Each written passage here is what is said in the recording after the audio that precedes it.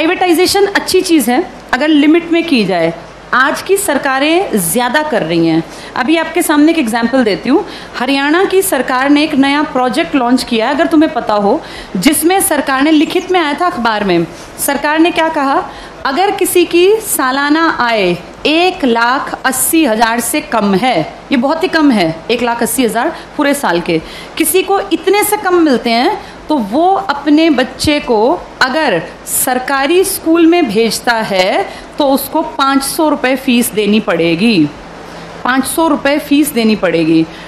और अगर वो अपने बच्चे को प्राइवेट स्कूल में भेजता है तो उसकी फ़ीस हम भरेंगे, यानी सरकार भरेगी, 1,100 रुपये तक हम उसको फ़ीस दे देंगे।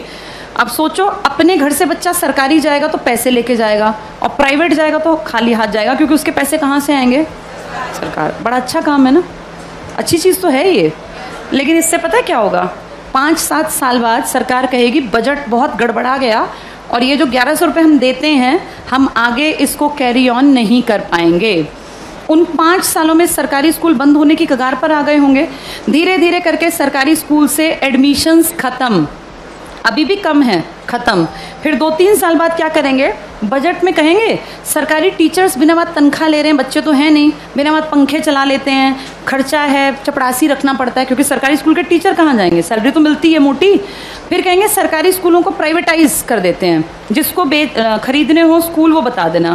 पूरे देश में इमेजिन करो, हर गाँव में स्कूल है, कितनी कितनी ज़मीन होगी, हर जगह कुछ ना कुछ बिल्डिंग बनी हुई है, ये अरबों की संपत्ति है। किसके पैसों से बनी है ये? हमने कभी तो टैक्स दिया, हमारे माँ बाप ने, दादा ने।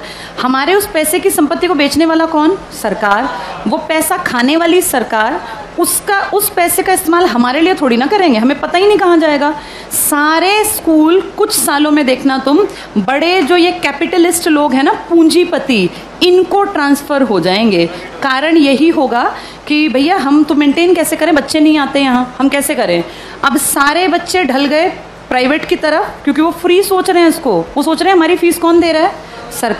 सरकार ये फ़ीस कुछ साल बाद बंद कर देगी। और जब वो गरीब लोग वापस आएंगे ना कि यार सरकार नहीं देती, चलो सरकारी में पढ़ते हैं, तब तक सरकारी स्कूल बंद हो चुके होंगे, इन पे बड़े बड़े ताले लटके होंगे, या इनके बोर्ड बदल के लिखा होगा अंबानी प्राइवेट स्कूल या अडानी प्राइवेट। हाँ, ऐसा ही होगा, यही फ्यूचर है हमारा, अडानी प्राइवेट स्कूल।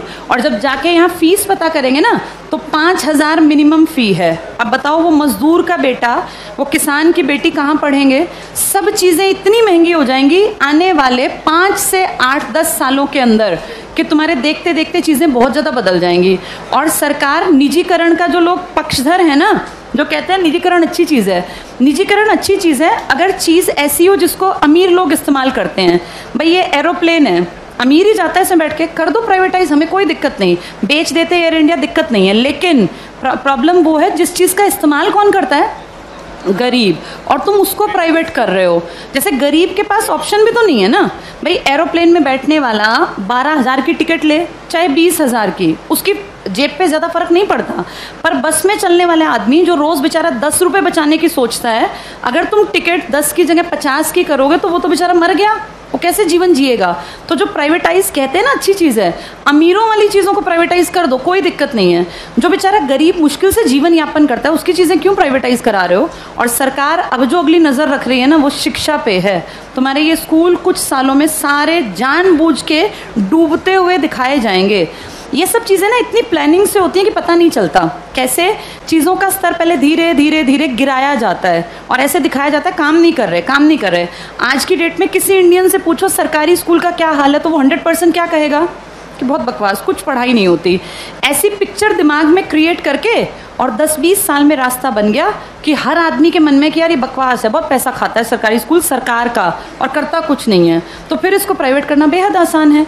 ऐसे ही बिजली में किया गया, ऐसे ही रेल में किया गया। जब चीज़ें प्राइवेट होती हैं तो पैसा क्यों कमाने लगती हैं भाई? सरकारी क्यों नहीं कमा पाती? क्या ऐसा है प्राइवेट में कि पैसा कमाने लगती है वो चीज़? प्राइवेट में आदमियों से काम लिया जाता है, सरकार में निकम्मे जानबूझ के बनाए जाते हैं। अगर इन सरकारी स्कूलों पे time to time school inspectors आए, हर मंडे चेकिंग हो, और स्कूल इंस्पेक्टर का काम ही ये हो कि आपके अंडर जितने स्कूल है ना, वो आपको मंडे ट्यूसडे फ्राइडे जाके चेक करने हैं। किसी भी क्लास में इंस्पेक्टर जाए, तीसरी क्लास खड़ा हो किसी बच्चे को, यहाँ लिख के दिखाओ, नहीं लिखना आया तो किसकी जिम्मेदारी है? ये पकड़े जाएं। अगर 2 साल ढंग से काम कर लेंगे, टीचर्स कैसे नहीं पढ़ाएंगे? टीचर्स इसीलिए नहीं पढ़ाते क्योंकि टीचर्स को पढ़ाने का माहौल ही नहीं दे रखा, इतने फालतू के काम दे रखे हैं ताकि आने वाले सालों में दिखाएं कि ये बकवास स्कूलें बंद करना ही ठीक है। फिर आपको और मुझे भी लगेगा हाँ यार ये सरकारी स्कूल कुछ करते ही नहीं है, जबकि असलियत ये है कि सरकार चाहती नहीं कि सरकारी स्कूल कुछ करें, वरना हर कोई काम कर सकता है। इन्हीं सरकारी स्कूलों से IAS निकले हैं ना पहले लोग। जब तक ये प्राइवेट का कॉन्सेप्ट नहीं था तो पढ़ाई यहीं थी। आज भी सरकारी स्कूल का टीचर बनने के लिए math, science, English, reasoning, Hindi, GK, current सब सीखना पड़ता है। टीचर बनना आसान नहीं है सरकारी स्कूल में। जो तुम पढ़ रहे हो ना, तुमसे ज्यादा पढ़ना पड़ता है। और उसके बाद फिर कहते हैं सरकारी स्कूल में करते क्या है? माहौल तुम चाहते ही नहीं क्रिएट हो, फिर बनेगा कैसे? आगे